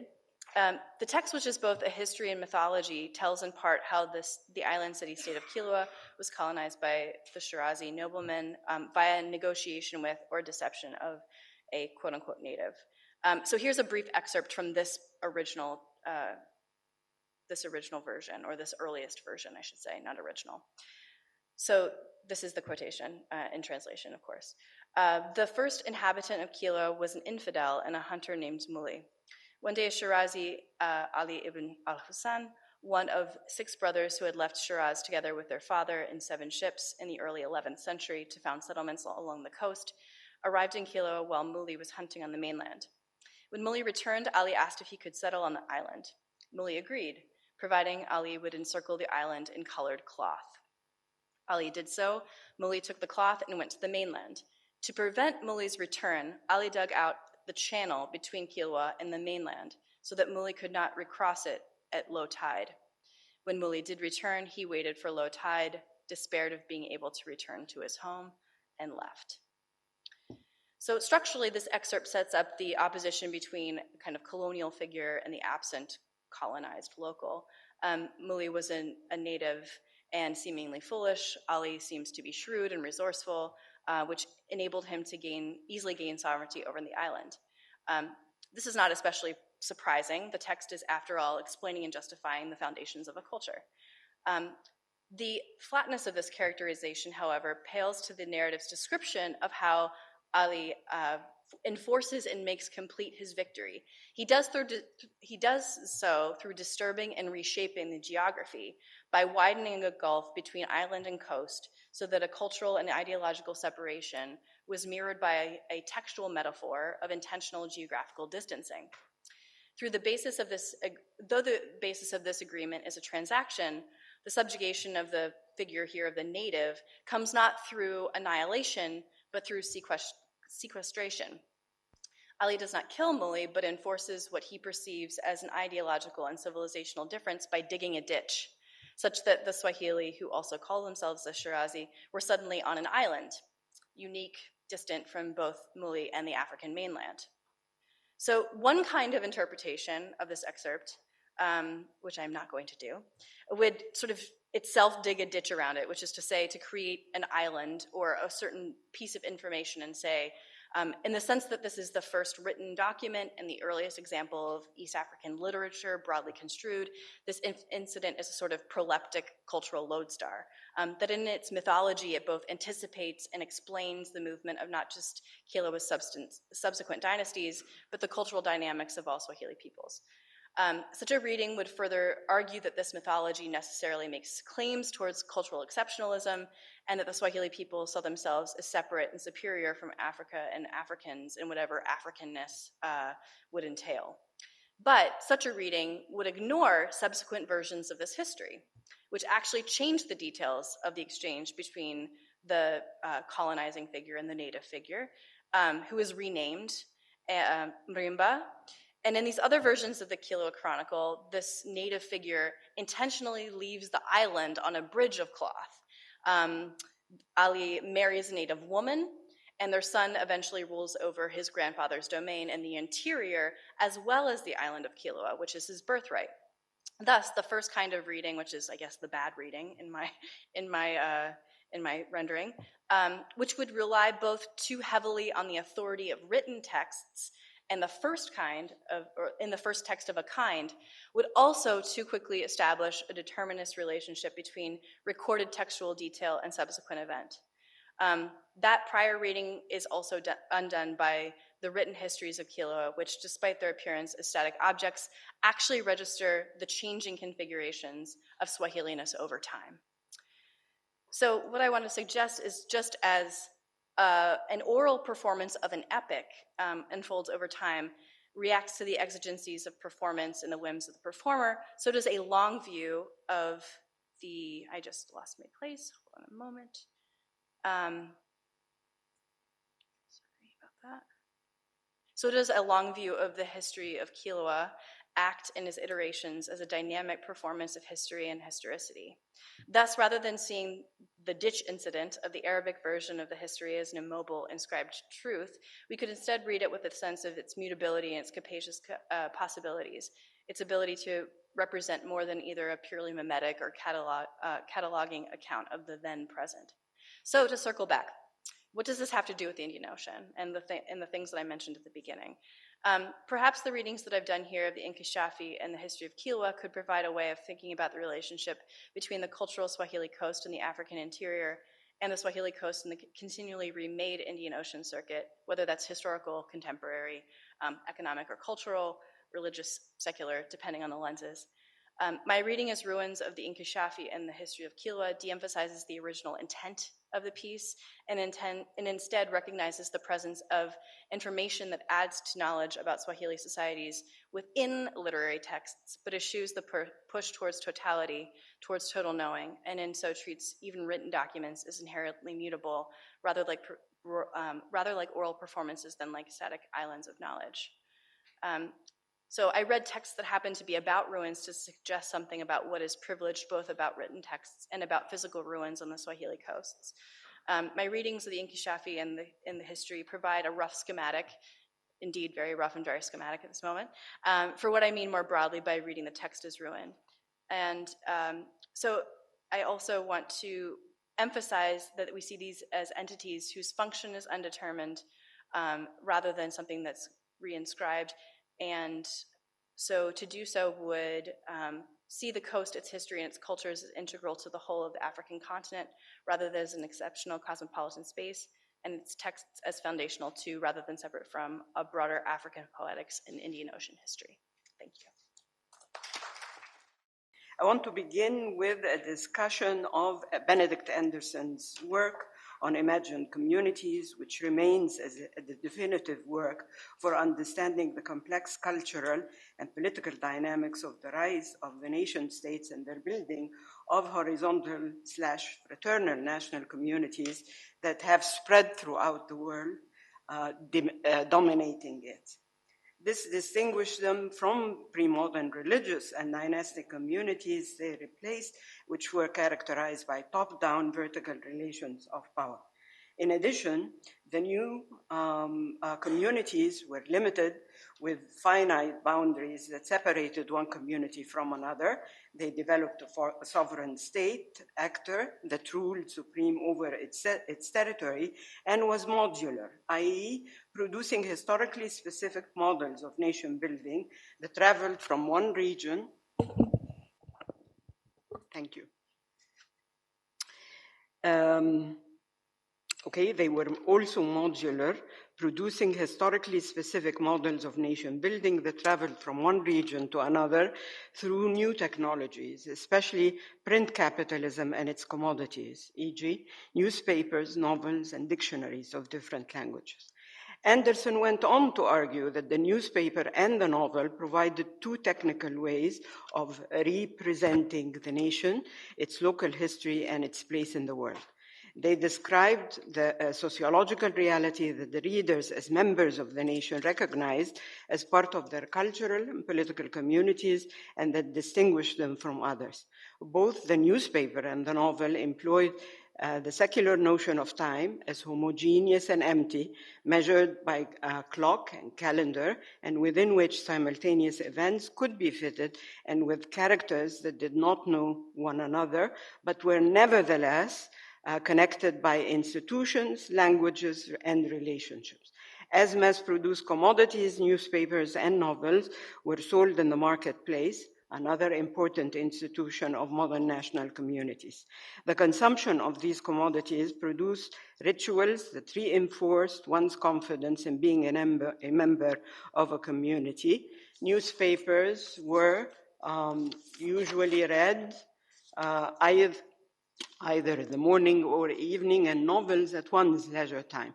This produced another form of simultaneity in which one, even though one did not know every single member of the community, one was confident of the shared links that tied one to others in that community. Finally, modern nationalism and communities were modular in the sense that they created their models that traveled to other places, influencing the production of community. The two Arabic novels that I discuss in this paper showed that the modern national communities were preoccupied with what to do with the legacies of the old communities and how to connect them to the new, giving them new meaning and charting new journeys that different groups took within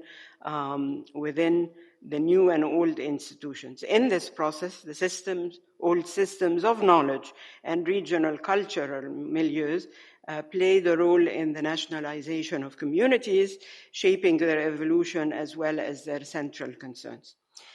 There were some important weaknesses in Anderson's work that were relevant to our discussions of the cultural and the political worlds of the Mediterranean Sea and the Indian Ocean as regional contributors to models of modern national communities. At best, regional context, dimensions, and actors get an uneven attention from Anderson. The most that he said about the regional dimension of the modern nation-state building was that it reflected, and I'm quoting here, general level of capitalist development and technology that determined the territorial stretch of the community. It facilitated the modular character of modern communities, i.e. the development of models that once produced influence those that follows. Nowhere does Anderson consider the regional contexts of actors as constitutive of the definition of the national community or state, because they challenge most probably the assumed limited character of national communities. This construction did not work very well for the Middle East, whose location among major land routes and waterways shaped the options available to the region and its nation states. If we take Egypt as a case in point, its geographic position, both in Africa and the Middle East, made it part of the trading, cultural, and linguistic histories of both the Mediterranean world and that of the Indian Ocean. It became a province of the Ottoman Empire from 1517 to 1914, adding a specific multi-ethnic, Turkic and Arab, multicultural, Muslim, Christian, Jewish, and multilinguistic Ottoman system that relied on Turkish as the language of government, Arabic as the language of religion, and Persian as the language of literature and culture. Trading with Yemen cushioned the dislocations witnessed by the Mediterranean in the early modern period, and in the 19th century, military campaigns to the Arabian Peninsula and the Sudan, coupled with an interest in the African slave trade, contributed new forms of contact between Egypt and the cultures and economies of other actors in the Indian Ocean. It was important to note that the Ottoman political and cultural histories always mediated Egypt's relations with the worlds of the Mediterranean Sea and the Indian Ocean, with trade, Islam, slavery, Arabic, and the Persian languages playing important roles. The Ottoman world aside, Muhammad Bamia discussed the role of an even larger and more decentralized region that he identified as Dar al-Islam, the world of Islam, that served as a basis of a larger religious community that was characterized by partial imperial forms of control, free movement of people and goods, and heterogeneity, This last concept described a cultural world that, while it overemphasized Sunni orthodoxy, it coexisted with hybrid and varied practices of customary Islam, allowing other minority religious groups within and outside the community to enjoy autonomy of cultural practices. The second weakness that Anderson's discussions of modern imagined communities presented was the way he identified their horizontal character in fraternal gender terms. What he categorized as the fraternal character of modern national communities referred to horizontal comradeship that emerged as a primary characteristic. He was suspiciously silent on the difference that existed within national communities' confraternities, which served as basis of new and old relations of power shaping their operation. They included not just colonial relations of power, but also systems of knowledge that sought to challenge the old ones and devalue their contributions to the new imagined communities. Last but not least, Anderson was silent on the development of patriarchal national norms and forms that produce unequal relations of power between men and women as members of this horizontal comradeship that is the nation. Men have historically played a paramount role in the shaping of both pre-modern and modern communities and states. And Carol Pateman suggests that this entitled them in modern times as a gender group, a fraternity, that is, privileged membership and status in modern political communities. And Anderson's implied characterization of the modern national community as anti or post-patriarchal was far from an accurate characterization of the history of political modernity and its national communities. Okay, so what do the discussions of Arabic models novels add to this understanding of 19th century national history and politics of Egypt? Literary critics frequently contrast the discussions of the worlds of the Mediterranean Sea and in the Indian Ocean in these novels as representatives of the modern versus the pre-modern worlds and their cultural legacies, and therefore were markers of development. They seldom entertain the notion that they emerged as locations where political and cultural experimentation took place, affecting the outcome of the struggles between the new and the old. So let me look now at the two novels in this slide and discuss what it is that they add to our understanding of these Egyptian nation-building projects. The difference, of course, the gender of the authors reflected in their life history made to their articulation. The first novel is titled Alam ad-Din. The author of the novel is Ali Mubarak, who hailed from rural Egypt and a family of sheikhs. Through a series of childhood struggles with his family, he emerged as a product of the modern state school system before being sent by the state, along with some other members of his generation, to study engineering and military sciences in France in 1844. Upon his return to Egypt, he began a long career in government service, emerging as the first native Muslim to serve as Minister of Education in 1868. Up until then, Turco-Circassian Muslim elite, who were members of Egypt's political class, monopolized all these important government positions. In 1869, a major falling out between the Sultan al-Ghadif Ismail over who should have invited European dignitaries to the inauguration of the Suez Canal.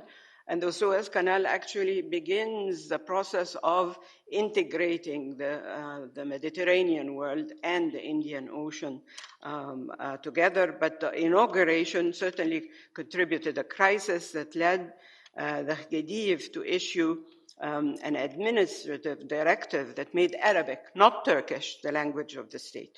With Arabic now as the language of both religion and administration, native Egyptians gained new prominence in both society and government, competing and eventually challenging Turkish cultural and political hegemony. This development benefited the career of Mubarak, whose technocratic background contributed a distinct narrow perspective on modernity that emphasized gradual change, aligning oneself and the nation with working with representatives of the British and the French government in Egypt, even before the advent of British occupation in 1882. He was not among the supporters of the Arabi nationalist rebellion against international intervention in the Egyptian government and its policies to deal with its European creditors.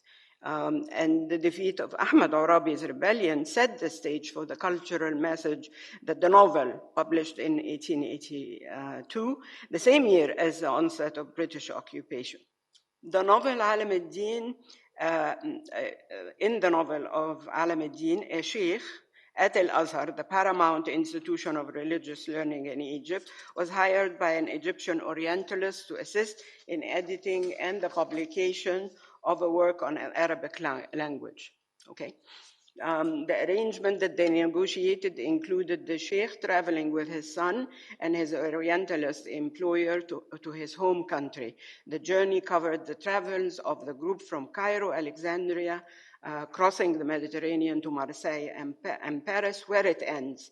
There was not much action in this quasi-literary work other than the details of getting a different location,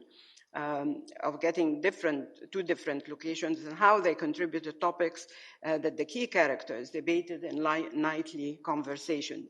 These conversations provided perspectives and understandings of both West and East as different civilizations and systems of knowledge.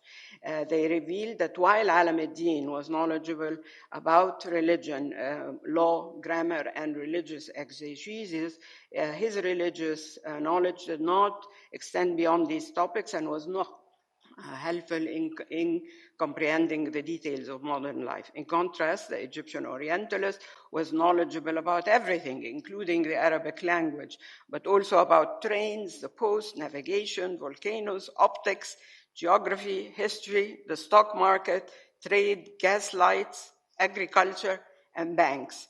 What this fictitious narrative that unfolded in 4 volumes and 1,500 pages focused on were accounts that covered simple details like moving to a hotel and sending a letter, or going to a cafe or attending a theater, and how these institutions contributed the basis of progress.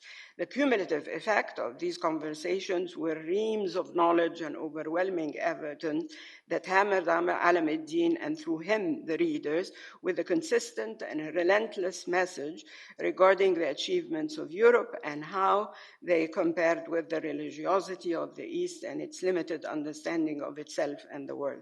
The blunt message was Ali Mubarak's contribution to the discussion of the theme of Arab rediscovery of Europe. It basically counterposed the superiority of the West versus the inferiority of the East. Alam ad-Din proved to be a literary disappointment. Mubarak's didactic writing style might have worked in producing many textbooks, but it didn't appeal to the discriminating literary audience of his readers. What was even most disappointing for the patient reader of this very long work, and who might have wanted to know what became of Alam ad-Din and his family in their travels to England or their return to Egypt. The narrative simply stopped. Here there's a parallel with what the previous paper also tried to discuss in that poem. This leads one to think about this novel's representation of the nation and its relationship to England and the English as a nation and community.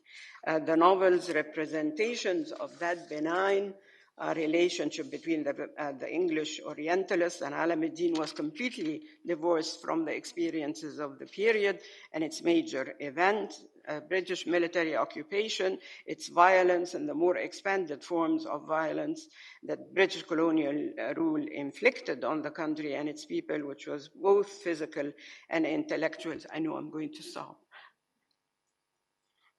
let me finish at least this section.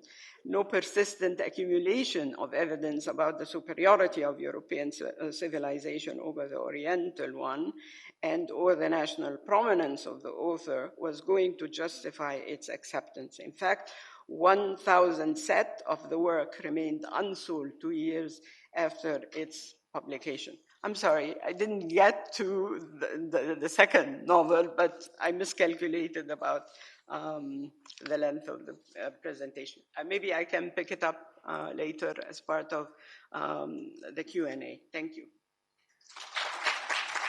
Thank you and good morning, everyone. Before I delve into the topic of my presentation today, I'd like to start off by thanking the organizers of this conference for the opportunity to be here and to listen and participate in such important and timely conversations about the Indian Ocean world. So as mentioned, the title of my paper is Creolized Geographies and Tangled Histories of Mascarene Islands and the Intersecting Stories of the Indian Ocean World. Now, as you know, the Mascarene Archipelago is located in the southwest of the Indian Ocean, and since the three islands of this region, Mauritius, La Réunion, and Rodrigues, have both common and different histories, I will limit myself today to talking about Mauritius, and I will discuss how this Creole Republic provides us with a particular perspective on the intertwined trajectories of Africans and Asians in the Indian Ocean since the colonial empire. Now we know that colonial imagination has persistently represented islands and archipelagos of the Indian Ocean as vulnerable and fragmented isolates, disconnected from the rest of the world. Yet the composite cultures of Mauritius and the broader Mascarenes challenge us to think of archipelagos as spaces of encounter and entanglement. Indeed, like other coastal belts of the Indian Ocean world, the Mascarenes have long bore traces of traveling cultures, commodities, languages, and cosmologies. In particular, the forced and voluntary movement of Africans and Asians across the Indian Ocean maritime littoral over several centuries have reverberated in the creolized memories, literatures, and artistic imaginations of this multi-ethnic archipelago. Mauritius has no indigenous population, which is to say that 300 years ago, when the French came to settle on the island, they also became its first permanent inhabitants. In fact, the actual population of the country is the result of successive waves of migration linked to the presence of colonial empires in the Indian Ocean. Between 1715 and 1810, the French settlement brought a land-owning gentry, poor whites and slaves from Mozambique, Madagascar, and East Africa, while in the 19th century, under the British rule, came indentured laborers and traders from Asia, priests and school teacher nuns from Ireland. Since its independence in 1968, the multicultural, multilingual, and multireligious island of Mauritius has yet been praised as an exceptional, peaceful nation. Indeed, while it consistently sits number one on the Mo Ibrahim Index of African Governance, last year, the Fragile State Index of Fund for Peace, a non-government organization that compares the social, economic, political, and security challenges of about 178 countries, accorded Mauritius very stable status, essentially the same status as the UK and the United States. The organization's report further underscores that, like Botswana and the Seychelles, Mauritius is well ranked in matters of democracy, protection of human rights, and social and economic progress. Now, to come back to my point here regarding entangled histories, it is worth mentioning that today, Mauritius is the only country where the interwoven histories of slavery and indenture have been recognized both by the UNESCO's Convention for the National and International Protection of the World's Cultural Heritage and by its Convention for the Safeguarding of the Intangible Cultural Heritage. Indeed, the island currently has two World Cultural Heritage sites, the Apravasi Ghat and Immigration Depot, established by the British government after the abolition of slavery, and which saw the arrival of almost 500,000 indentured laborers from India between 1834 and 1920. And Le Monde Cultural Landscape, an iconic mountain hideaway for runaway slaves located on the southwestern coast of the island. Both these sites commemorate the lives of individuals of all origins, coerced into two of the most brutal labor systems, slavery and indenture. These men and women were the backbone of the island's colonial economy, and their labor and culture shaped the modern nation.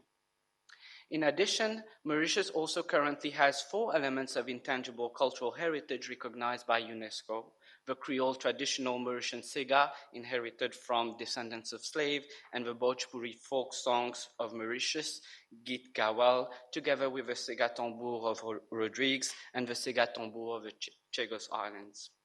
Now, the recognition of these various cultural entities indicates how the intersecting histories of Africans and Asians in the region have profoundly shaped the creolized experience of Mauritius, as well as its unique cultural fabric and model of peace, democracy, and economic success.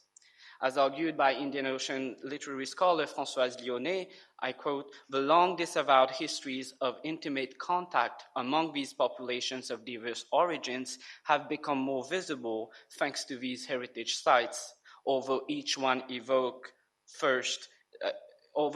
first evokes distinct cultural histories, they all actually represent patterns of creolization that are specific to Mauritius and that cannot simply be subsumed under the more widespread understanding of créolité and creolization used to conceptualize identity formation in the Caribbean and the Americas."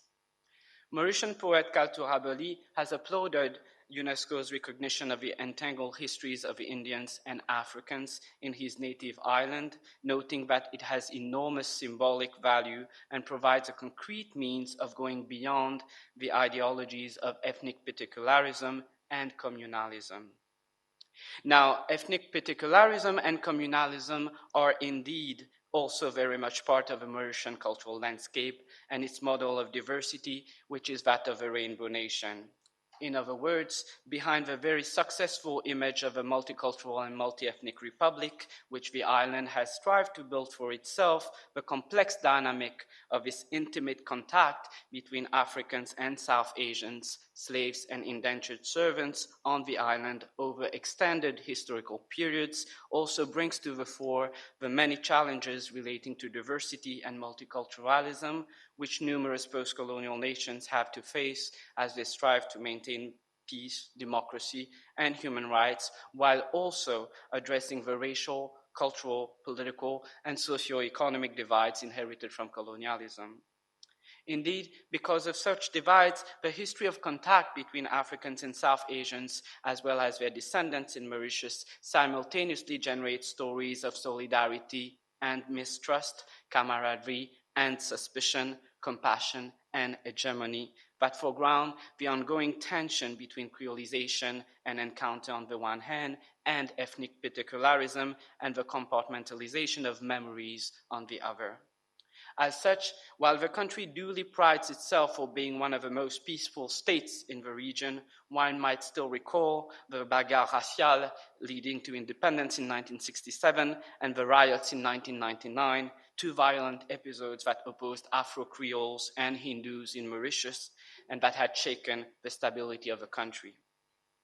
Now, while these dynamics have inspired numerous studies in the fields of history, sociology, anthropology, and political studies, my goal today is to discuss how creative writers represent this cultural tension that have long characterized the relationship between Africans and South Asians, who both came as racialized, subaltern, and oppressed groups on the island, while also looking for ways of conceptualizing the comparable histories and dynamics of solidarity that account for the transcultural experience of Mauritius as a Creole island. In her 2003 novel titled Les Rochers de Poudre d'Or, acclaimed francophone writer Natasha Panna recounts the stories of several coolies from Calcutta, Madras, Bombay, and Pondicherry, recruited during the second half of the 19th century to work in British plantation colonies like Mauritius, as well as in French colonies like La Réunion. Hoping to escape poverty, shame, slavery, or other dire circumstances, the protagonist of the novel agreed to face the curse of the dreadful ocean, the Kalapani. According to Véronique Braga, the crossing of the dark waters implied for this first generation of indentured laborers a fundamental break, a brutal separation from the known world. As they embark on the Atlas, the ship to Mauritius, the recruits and apprentices in the novel yet seem to find hope in their dream that the journey would take them to a promised land where gold could be found under rocks.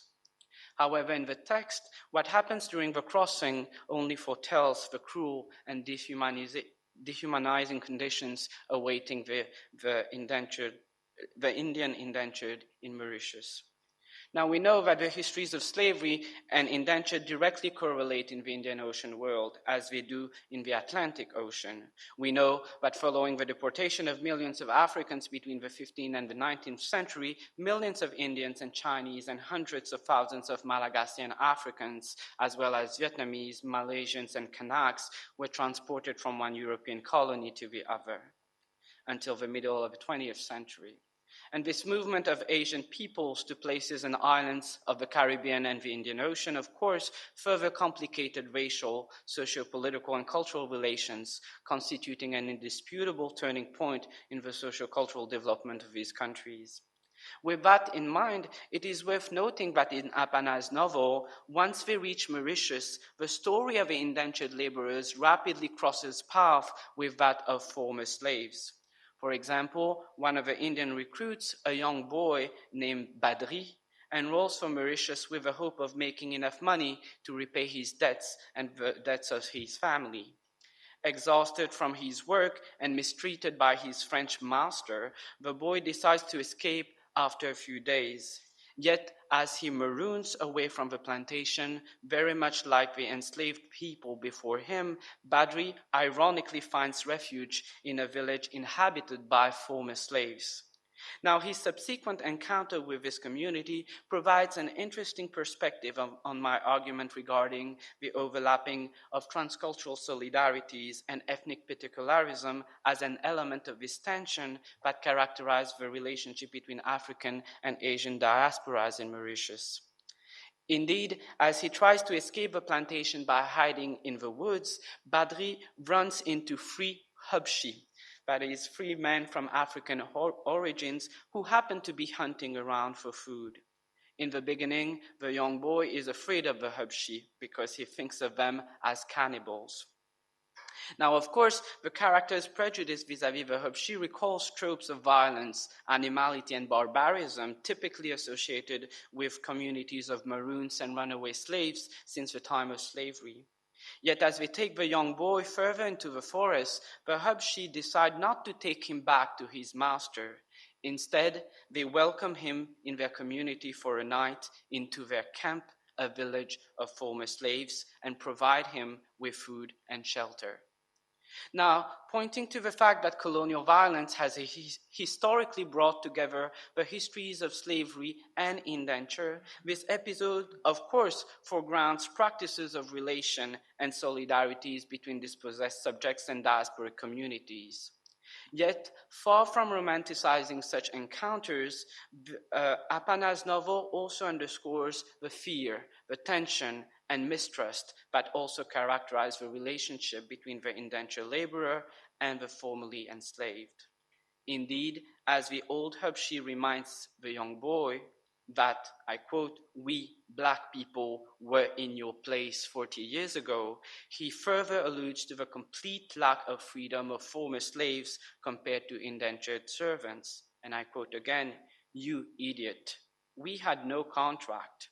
In other words, while he extends empathy and solidarity to the young boy, the old man also explains that the boy's suffering as an indenture may not fully compare to the enslavement of millions before him. And I quote again, "You could take your belongings, couldn't you? You came with a certainty that you could find gold. You all had your bags filled with useless stuff, your wife. You could bring her, your children as well. Do you see me? I came naked. I had nothing. I had chains, you idiot. My wife, my kids, I don't know where they are. There was no contract for us. No contract, no weekly salary, and we ate roots, you idiot." End of quote. As she interweaves the stories of Badri and the Habshi, Appana does not gloss over their differences, nor does she ignore the challenges of comparing different ethnic memories. Rather, she encapsulates their relationship into the plurality, the overlapping and nuances of the multiple temporalities and geographies that characterize the Indian Ocean world with its legacy of movements and imperial conquest. As such, she departs from the cliched and superficial representation of a multicultural nation by reimagining Mauritius as a densely textured site of memory, a multi-layered world, a crossroad where the practice of solidarities and experience of creolization do not exclude power dynamics, racial essentialism, and ethnic rivalry. In other words, while Apana's novel references the ethnic mobilization of memories to favor forms of dialogue and solidarity, it also acknowledges how complex and multifaceted transcultural encounters can be.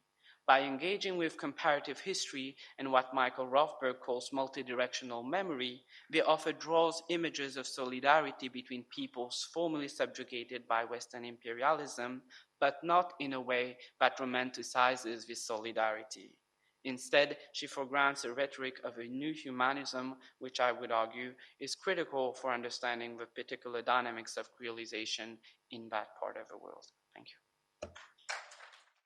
Thank you for the introduction. I'm going to take 15 minutes, I hope. It's kind of timed. So it's a short paper to explore big questions with. So the term Creole is hardly ever invoked to describe any aspect of Indian culture and history. Recently, it has appeared only, it seems, to mark a historical lack.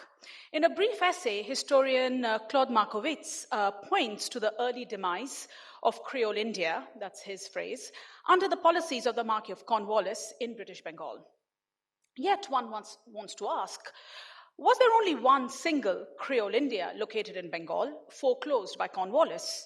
Or did Creole India once live too within, for example, French enclaves in South India, territories of Portuguese India on the Konkan coast and Gujarat, and Dutch and Danish settlements scattered along India's coasts? What about other Creole Indias across the Indian and Atlantic and even Pacific Oceans, populated by merchants, men of religion, and indentured laborers drawn there from peninsular India?